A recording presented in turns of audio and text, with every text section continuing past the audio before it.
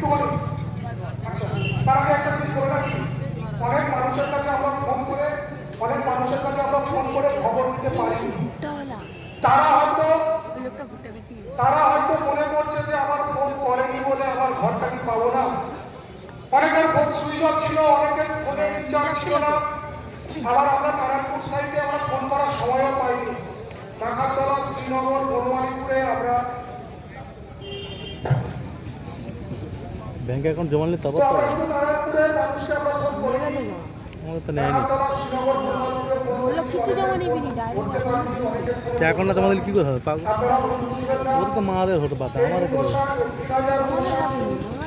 এটাই আমাদের জমা আছে, জমা আছে, সব জমা আছে।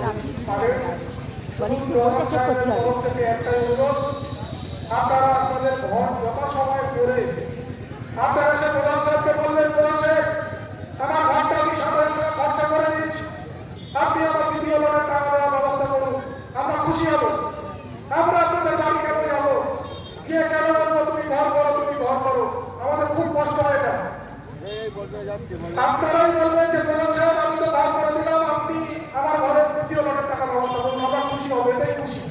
আর কিছু চাইবো আপনাদের কাছ থেকে। আর একটা কথা, যে প্রতি বছর গ্রাম পঞ্চায়েতের একটা নির্দিষ্ট ট্যাক্স আছে, 140 টাকা কারো, 120 টাকা কারো, 160 টাকা। আপনারা আপনাদের ট্যাক্স পরিশোধ করবেন। আজকে এসআইয়ের আপনারা বুঝতে পারছেন যে পুরানো কাগজের কি মূল্য।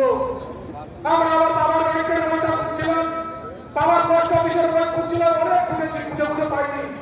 বর্তা লাস্টে 93 সালে স্টেট ব্যাংকের পরিবার করেছে। যা আর যদি 5 বছর আগে বাবা বইটা করতো তাহলে হয়তো আমার শহরের নামটা বলতে যেত। তো আপনার কাছে অনুরোধ করবো, এই যে ট্যাক্স বর্তমানে অনলাইন ট্যাক্স, এটাও আপনি একটা বাসিন্দা তার প্রমাণ। হয়তো আজকে আপনি 140 টাকা 120 টাকা আপনার খরচা হচ্ছে, আজ থেকে 30 বছর পরে আপনার সন্তান এই ট্যাক্সের রসিদটা বুঝবে, পঞ্চায়েতে যাবে যে আমার বাবা তো আপনার পঞ্চায়েতে ট্যাক্স করতো, ওই ফ্যামিলির লিস্ট ওই রসিদ ব্যবহার করে দিন, সেদিন বুঝতে পারবেন যে ট্যাক্স আমাদের ইলেকট্রিক বিল এগুলোর কি মূল্য।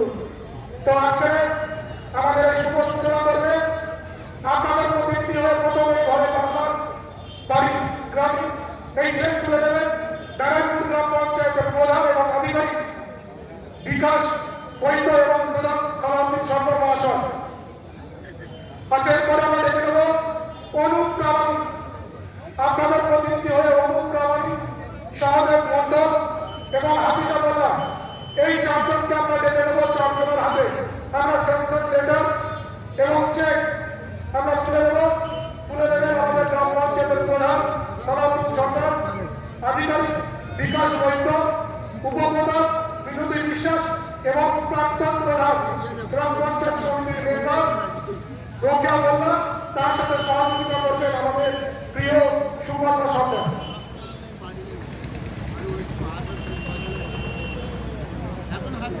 আমরা সেই ঐতিহাসিক শান্তিগড়ের সাক্ষী হতে চলেছি। স্বাধীনতার পর থেকে আজ পর্যন্ত এই নারায়ণপুরে এককালীন চেকের ছবি রে, ওগুলো চেকের ছবি, চেকের ছবি না, ব্যাংকে কোনো কাজ হবে নি। খামে ছোট চেক আছে ব্যাংকে, আর এটা ছবি তোলার জন্য।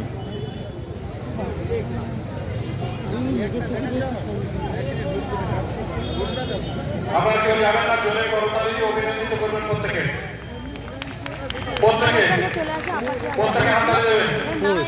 কোথায় আছে রেনাকে? থাক না কোনো, আচ্ছা তুমি যাও ওখানকে বসো। আচ্ছা, আপনারা জোরে করতালি দিয়ে আমাদের আশীর্বাদ করবেন, প্রধান সাহেবের দীর্ঘায়ু কামনা করবেন। কারণ প্রধান সাহেবের অক্লান্ত প্রচেষ্টা আজকের নারায়ণপুর মানুষের মুখে আমরা হাসি ফোটাতে পেরেছি।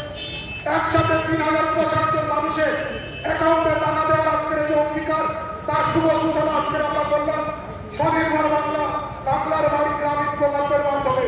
আজকের বাংলার বাড়ি স্বনির্ভর, বাংলার সরকার স্বনির্ভর। আচ্ছা, এরপরে স্যাংশন লেটার তুলে দিচ্ছে।